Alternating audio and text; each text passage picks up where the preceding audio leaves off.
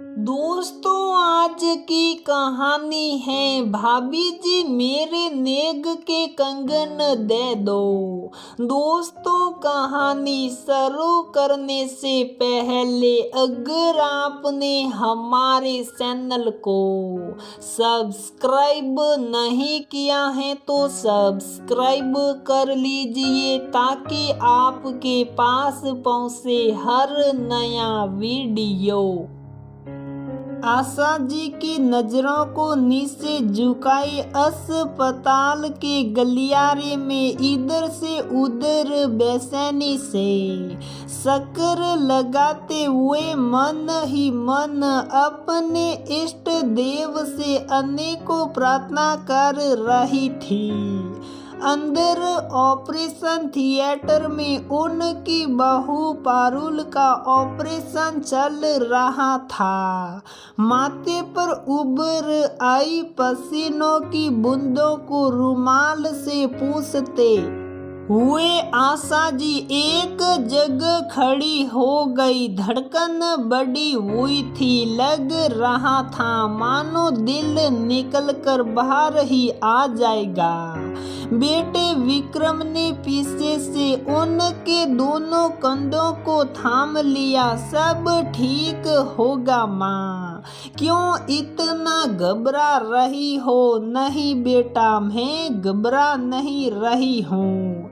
अपनी बेचैनी को छुपाने की असफल कोशिश करते हुए आशा जी चेहरे पर नकली मुस्कुराहट ओढ़ते हुए बोली, कहावत है ना, दूध का जला सांस भी फूंक मार कर पीता है। अपनी पहली संतान को खोने का दर्द तुम दोनों भाई बहनों को पाने के बाद भी मैं भूला नहीं पाई हूँ।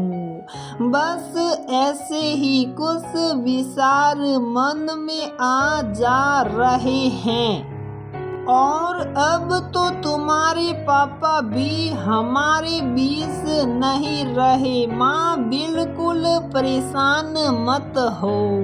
विक्रम अपना वाक्य पूरा कर पाता इससे पहले ही सामने से नर्स नवजात शिशु को लेकर आ गई।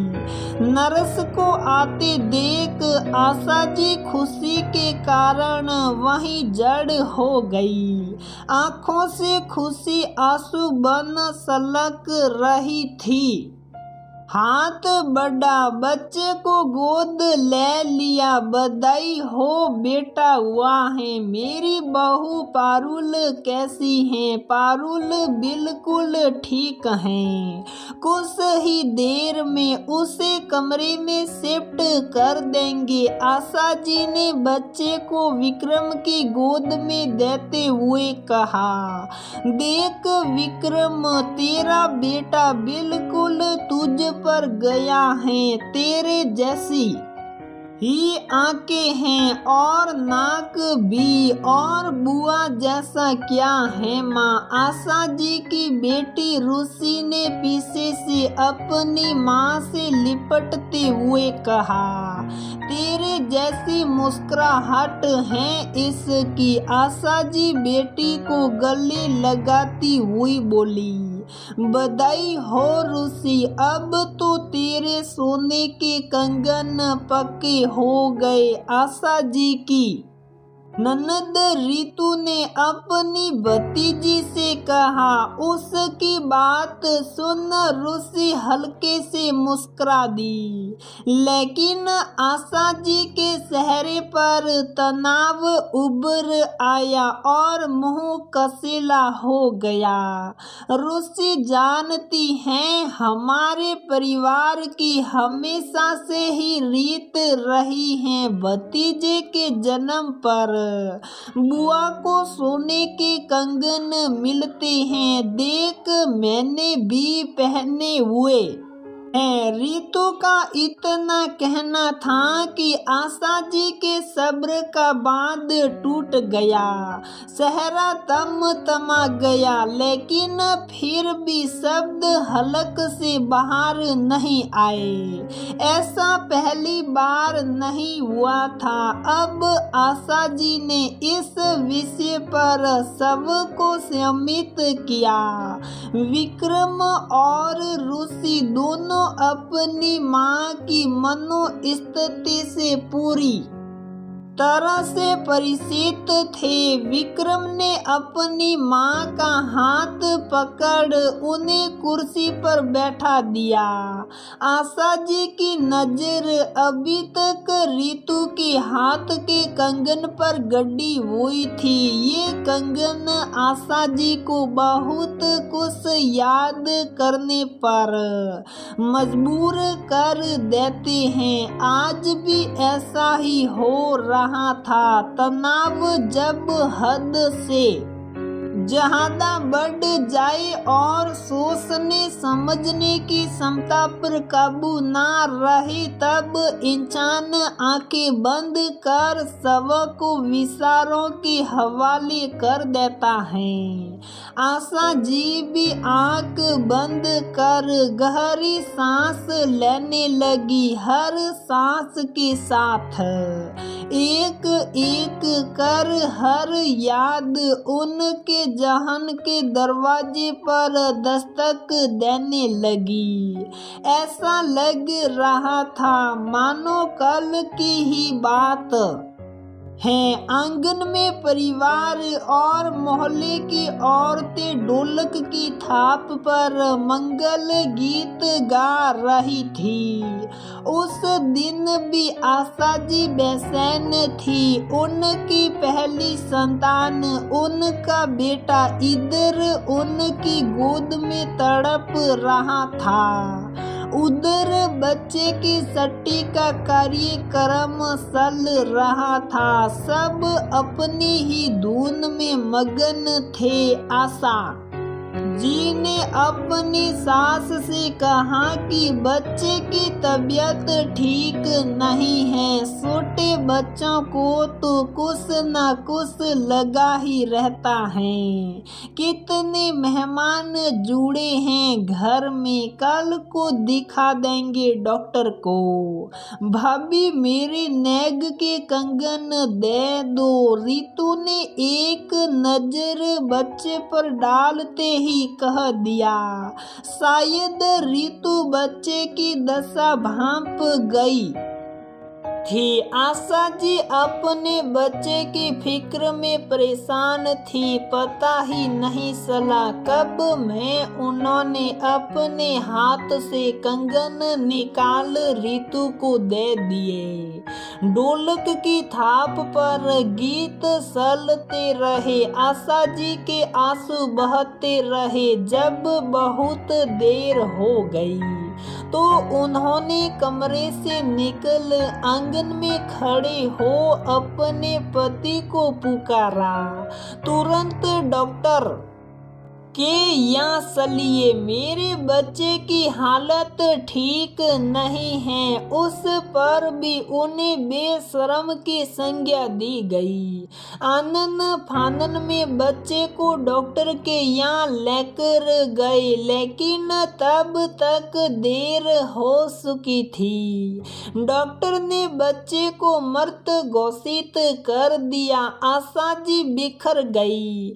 उनकी पहली संतान, जिसे अभी तक उन्होंने नजर भर के देखा तक नहीं था, जिसके स्पर्श को अभी वह ठीक से महसूस भी नहीं कर पाई थी, उन्हें सदा के लिए छोड़कर चली गई थी। असहनीय पीड़ा से गुजरती हुई आशा जी जब घर पहुंची तो उनकी नजर रितु के हाथ पर गई, जिसमें सोने के कंगन समा रहे थे। वी तृष्णा से मन भर गया। गिन आ रही थी उन कंगनों से। ऐसा लग रहा था कि उनके उस मासूम बच्चे की हत्या इन कंगनों ने ही कर दी थी। पीड़ा को सीने में दबाए आसाजी खामोश रही। इतने बरस उन्होंने अपने दर्द को जबान तक नहीं आने दिया।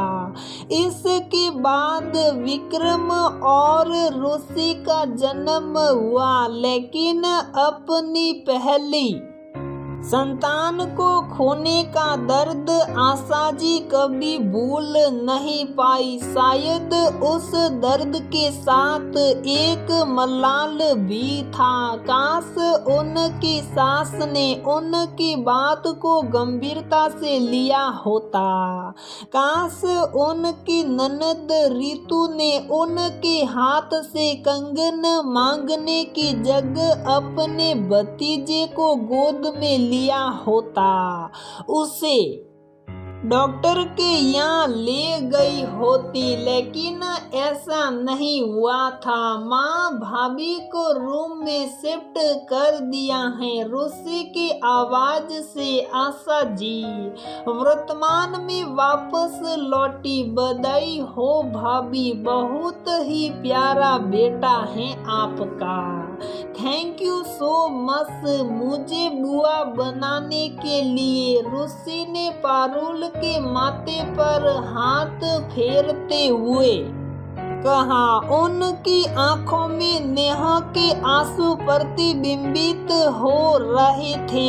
एक बार फिर ढोलक की थाप पर मंगल गीत गाए जा रहे थे। बच्चे की छठी का कार्यक्रम चल रहा था। मेहमानों से घर भरा हुआ था। सल बहू रुचि को नेग के कंगन दे कहीं कुछ अमंगल होने से पहले। ना बुआ, रितु की बात काटती रुचि बोली। नहीं, मेरा मतलब। बुआ के शब्द लड़खड़ा गए। बुआ, आपने माँ से उस वक्त कंगन मांग लिए थे जब उनका बेटा मरने को था। माँ ने आपसे कभी शिकायत तो नहीं करी, लेकिन हमने उस पीड़ा को देखा और महसूस करा है। रुचि भर्राई आवाज में बोली। जीजी, मैं इस घर में नेग की रीत बदल रही हूँ। कंगन पारुल को मिलेंगे क्योंकि उसने संतान को जन्म दिया है। मुझे दादी बनने का सौभाग्य दिया है। कहते हुए आशा जी ने पारुल को कंगन पहना दिए। रही बात रुचि की, जब और जो उसकी भाभी देना शाही दे सकती हैं, सविशा पूर्वक व्यवस्था पूर्वक नहीं। नमस्कार दोस्तों। नेग प्रेम की अभिव्यक्ति होते हैं जिन्हें निशानी के रूप में रखा जाता है। नेग लेना और देना दोनों अच्छे हैं, बशर्ते लालच और स्वार्थ से मुक्त हो। तो दोस्तों, हमारी ये कहानी यहीं पर समाप्त होती है। अगर आपको हमारी ये कहानी पसंद आती है तो प्लीज वीडियो को लाइक करें, शेयर करें और हमारे चैनल को सब्सक्राइब जरूर करें।